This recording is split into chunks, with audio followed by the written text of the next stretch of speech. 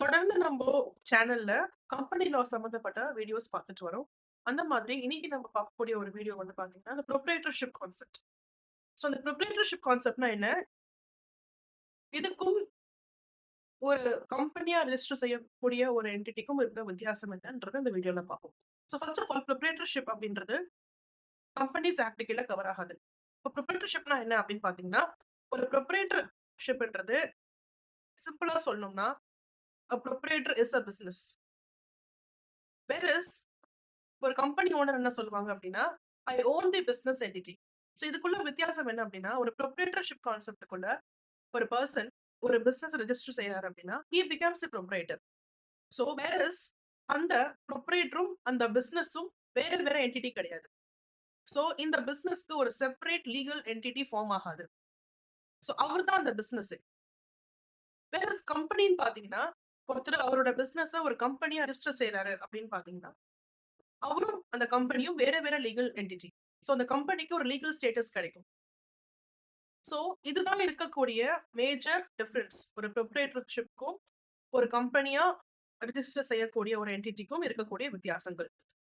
So இதுல இருக்க advantages என்ன, டிஸ்அட்வான்டேஜஸ் என்ன அப்படின்னு பாத்தீங்கன்னா, ஒரு ப்ரொப்ரைட்டர்ஷிப் கான்செப்ட்ல ஒரு சின்ன பிசினஸ் ஒருத்தவங்க வச்சிருக்காங்க அப்படின்னா, ஸோ எனக்கு அதிக கம்ப்ளைண்ட்ஸ்லாம் வேண்டாம். ஐ மீன் நிறைய ஒரு விஷயம்லாம் மெயின்டைன் பண்ண முடியல. கம்பெனி மாதிரி ஒரு பெரிய ஒரு என்டிட்டி என்னால மெயின்டைன் பண்ண முடியாது. பிகாஸ் கம்பெனிஸ் ஆக்ட் கீழ நீங்க ஒரு பிசினஸ் ரெஜிஸ்டர் செய்றீங்க அப்படின்னா, லாட் ஆஃப் லீகல் கம்ப்ளைண்ட்ஸ் அதுல இருக்கும். பிகாஸ் நிறைய ஷேர் ஹோல்டர்ஸ் இருப்பாங்க. ஸோ யாருக்கு எவ்வளோ ஷேர் குடுக்கணும் அப்படின்ற மாரி ஒரு கான்செப்ட்லாம் அங்க வரும். பட் ஒரு ப்ரொப்ரைட்டர்ஷிப் கான்செப்ட்ல ஷேர்ஸ்ன்ற கான்செப்ட்டே அங்க இருக்காது. நீங்க மட்டும் தான் அந்த பிசினஸ். உங்களுக்கு கீழ நீங்க வந்து ஒரு மேனேஜர ஹையர் பண்ணிக்கலாம். அதெல்லாம் செய்யலாம். But in case of liability, அதாவது இந்த பிசினஸ்ல உங்களுக்கு ஏதாவது ஒரு ப்ராஃபிட்டோ, லாஸோ ஆச்சுன்னா, இந்த இடத்துல நீங்க தான் இங்க பெர்சனலா லயபிள் ஆவீங்க.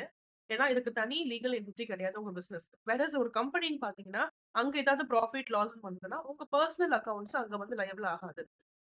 அங்க வந்து பெர்சனல் லயபிலிட்டின்ற கான்செப்ட் அங்க டச் ஆகும். ஸோ இதுதான் ஒரு மேஜர் டிஃபரன்ஸ். ஸோ புதுசா ஒரு பிசினஸ் ஆரம்பிக்கிறேன். எனக்கு வந்து அதிகமா தலைவலி வேண்டாம் அப்படின்னு நினைக்கிறவங்க, ஒரு ப்ரொப்ரைட்டர்ஷிப் கான்செப்ட் மூலியமா அவங்களோட பிசினஸ அவங்க ரெஜிஸ்டர் செய்யலாம். எப்படி பண்றது அப்படின்னு பார்த்தீங்கன்னா, யூ கோ டூ உதயம் கவர்ன்மென்ட் ரெஜிஸ்ட்ரேஷன் போர்ட்டல். ரொம்ப சிம்பிள் தான் ப்ராசஸ். நீங்க உங்களோட பான் கார்டு, ஆதார் கார்டு இருக்கும். உங்க ஜென்யூன் ரெசிடென்ஷியல் அட்ரஸ், பிசினஸோட அட்ரஸ் எல்லாமே நீங்க குடுத்துட்டீங்கன்னா, அன்னைக்கே உங்களுக்கு அந்த ரெஜிஸ்ட்ரேஷன் உதயம் ரெஜிஸ்ட்ரேஷனோட நம்பர் வந்து ஜெனரேட் ஆயிடும். So this means you have legally registered your proprietorship business and you become the proprietor. So திடீர்னு உங்களோட பிசினஸ நீங்க யாருக்காவது ட்ரான்ஸ்ஃபர் பண்ணணும்னு நினைக்கிறீங்க அப்படின்னா, அத கண்டிப்பா செய்ய முடியாது. பிகாஸ் இங்க நீங்களும் பிசினஸும் வேற வேற கிடையாது. ஸோ உங்க பிசினஸ ட்ரான்ஸ்ஃபர் பண்ண முடியாது. ஸோ நீங்க தான் அந்த பிசினஸே. அப்ப என்ன பண்ணலாம் அப்படின்னு பார்த்தீங்கன்னா, you can deactivate your registration and make the business to be registered in their name. Transfer பண்ண முடியாது. இந்த மாரி ஒரு விஷயங்கள் தான் செய்ய முடியும். ஆனா ஒரு கம்பெனிஸ் ஆக்ட் மூலியமா நீங்க ரெஜிஸ்டர் செய்யக்கூடிய ஒரு கம்பெனிய நீங்க ட்ரான்ஸ்ஃபர் பண்ணலாம். ஸோ இது இருக்கக்கூடிய ஒரு மேஜர் டிஸ்அட்வான்டேஜ் இந்த ப்ரொப்ரைட்டர்ஷிப் கான்செப்ட்ல.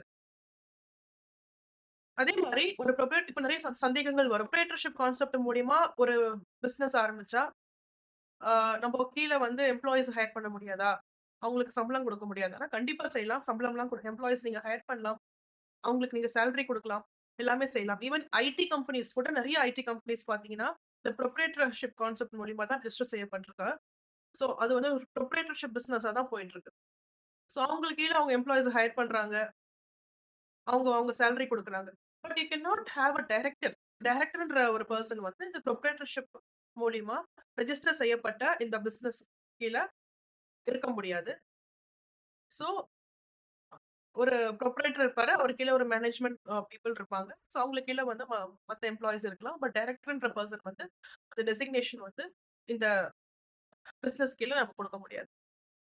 ஆல்சோ இந்த புரொப்ரைட்டர்ஷிப் கான்செப்ட்ன்றது கம்பெனிஸ் ஆக்ட் 2013 கீழ கவர் ஆகுது. Whereas it covers under partnership laws. Partnership law மூலியமா தான் இத என்ஃபோர்ஸ் பண்ண முடியும். ஸோ இதுதான் இந்த ப்ரொப்ரைட்டர்ஷிப் கான்செப்ட்டுக்கும் இந்த கம்பெனிஸ் ஆக்ட் மூலியமா ரெஜிஸ்டர் பண்ணக்கூடிய இந்த ஓபிசி கம்பெனி ஆகட்டும், பிரைவேட் லிமிடெட் கம்பெனி ஆகட்டும், இருக்கக்கூடிய கம்பெனிஸ்க்கு இருக்கக்கூடிய மேஜர் டிஃபரன்ஸ்.